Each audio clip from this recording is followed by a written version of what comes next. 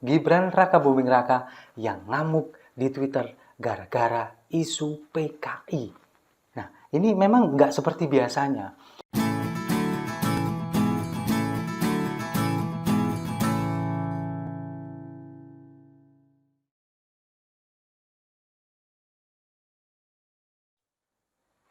Salam damai untuk Indonesia, berjumpa lagi bersama saya, Papa Dimas. Info kali ini datangnya dari Wali Kota Solo, Gibran Rakabuming Raka yang ngamuk di Twitter gara-gara isu PKI. Nah, ini memang nggak seperti biasanya. Gibran ini kan biasanya kalau misalkan dia ada yang komplain atau ada yang katakanlah memaki atau katakanlah ya pokoknya orang-orang yang menyerang dia di Twitter. Ini biasanya dia akan memberikan meme gambar Patrick dengan kok bisa bang, nah, seperti itu. Atau misalkan kalau misalkan ada orang yang mengkritisi kinerjanya dan sebagainya, dia biasanya ya Pak maaf saya salah. Nah seperti itu membalasnya, santai, biasa begitu. Tapi kemudian diselesaikan, kayak misalkan jalan yang rusak atau misalkan lampu penerangan jalan yang mati. Iya Pak, maaf saya salah. Lalu kemudian lokasinya di mana sudah diperbaiki dan sebagainya. Akhirnya seperti itu gercep. Tapi ini berbeda. Ini ada akun bernama Budi Santoso yang boleh dibilang sudah keterlaluan memang. Dia mengatakan, halo turunan PKI Solo katanya. Kemudian memplesetkan Pancasila menjadi Pancacina dengan pasal-pasal yang semuanya diganti dengan kata-kata Cina seperti yang saya tampilkan ini. Ini sudah keterlaluan memang. Kemudian Gibran ngamuk-ngamuk. Dia justru mengatakan, bilang ke Korlaplu, serangan-serangan seperti ini sudah dilakukan dari 2014 dan 2019. Dan sudah terbukti 2 kali kalah dan masyarakat tidak simpatik. Apa mau diulangin lagi yang seperti ini di 2024? Nah, ini menarik memang. Kalau kita melihat apa yang disampaikan oleh Gibran, ini nggak seperti biasanya. Mungkin karena memang akun ini sudah keterlaluan mengatakan ini, atau mungkin juga Gibran sudah merasa bahwa tuduhan anak PKI kemudian juga memplesetkan Pancasila menjadi Pancacina itu membuat orang-orang akhirnya nggak bersimpatik dengan apa yang dilakukan oleh Budi Santoso ini. Kalau kita melihat merujuk ke tahun 2014 dan 2019 pemilu ketika Presiden Jokowi pada saat itu maju, serangan keturunan PKI kemudian antek Cina dan sebagainya ini memang sudah jamak kita lihat di mana-mana. Dan ini memang terbukti, serangan-serangan seperti ini nggak mempan. Meskipun Presiden Jokowi dibilang anak PKI, kemudian juga antek Cina, ya tetap aja Presiden Jokowi menang di 2014 dan 2019. Nah, yang disayangkan oleh Gibran, serangan-serangan seperti ini masih terus dilakukan menjelang pemilu 2024. Apakah ini masih cara-cara nggak beradab ini, cara-cara kuno ini akan dilakukan di 2024? Sepertinya masih akan seperti ini. Nah, kemudian kalau kita melihat apa yang disampaikan oleh Gibran, menariknya, bilang ke Korlaplu, kemudian sudah terbukti 2 kali kalah di pemilu 2014 dan 2019. Ini kan seolah-olah mengarah ke satu tujuan begitu. Kita tahu siapa yang kalah di 2014 dan 2019.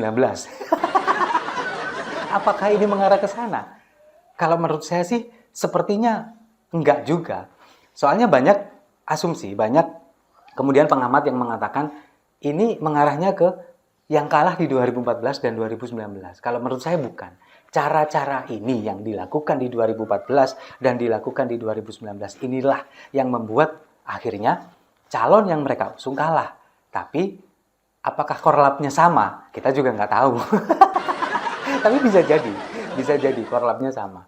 Nah, kemudian, kalau kita melihat apa yang dilakukan oleh Gibran, setelah kemudian ini muncul di beberapa media mainstream, Gibran dibilang ngegas dan lain sebagainya, kemudian dia mengklarifikasi di akun Twitternya bahwa sebetulnya yang dia sampaikan ini bukan, kalau menurut saya secara garis besar, ini dia menyampaikan bahwa bukan masalah dia dituduh anak PKI-nya, bukan masalah dia dituduh sebagai antek Cina, bukan itu.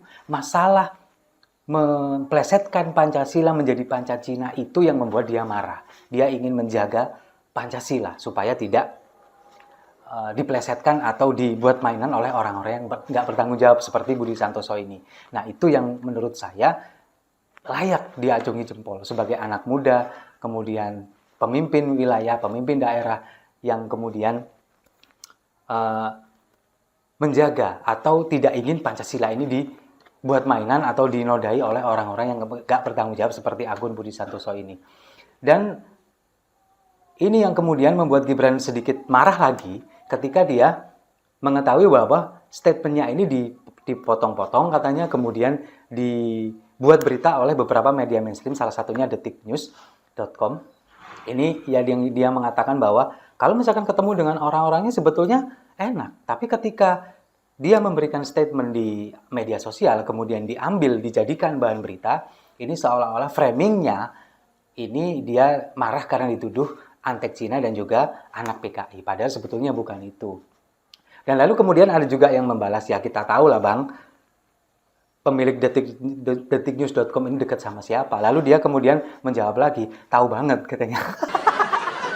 Emang detik.com dekat sama siapa sih? Saya pura-pura nggak tahu aja ya. Nah itulah yang kemudian membuat dia akhirnya marah-marah. Memang nggak seperti biasanya, sekali lagi. Gibran biasanya kalau misalkan menanggapi apa yang ada di media sosialnya, terutama di Twitter, ini sangat santai, sangat biasa. Memberikan meme, bergambar Patrick itu tadi, kemudian dia meminta maaf, tapi nggak sebatas itu. Selalu diakhiri dengan solusi, selalu diakhiri dengan penyelesaian masalah seperti jalan berlubang, PJU yang mati, kemudian beberapa, bahkan kalau misalkan ada yang terakhir ini postingan tentang anak kucing yang dibuang oleh pemiliknya yang akan pindah, mencari orang yang diadopsi. Nah, Gibran ini juga turun tangan di akun Twitternya itu, kepingin mengadopsi mungkin seperti itu. Nah, inilah calon pemimpin bangsa ini yang bisa dibilang memanfaatkan teknologi, memanfaatkan media sosial untuk dekat dengan rakyatnya, dekat dengan warganya, yang kemudian membuat dia menjadi semakin dikenal oleh masyarakat, terutama di kalangan milenial. Dan sekali lagi, untuk isu-isu PKI, isu-isu antek Cina dan sebagainya, ini memang di 2024 sepertinya akan masif lagi dilakukan. Apalagi ada nama Anies Baswedan di sana yang di framing bahwa dia ini adalah mewakili umat Islam,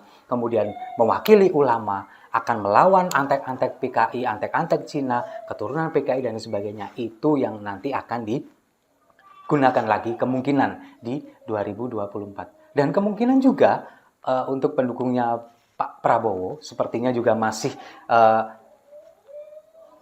berdekat-dekatan dengan kelompok-kelompok intoleran seperti 212, kemudian FPI, HTI, dan sebagainya. Kemungkinan juga masih akan menggunakan cara-cara itu. Dan yakinlah bahwa masyarakat ini sudah lagi tidak percaya dengan adanya isu anak PKI dan antek Cina.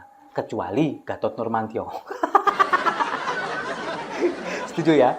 Kalau setuju, mari kita minum kopinya sama-sama untuk Gibran calon pemimpin bangsa masa depan.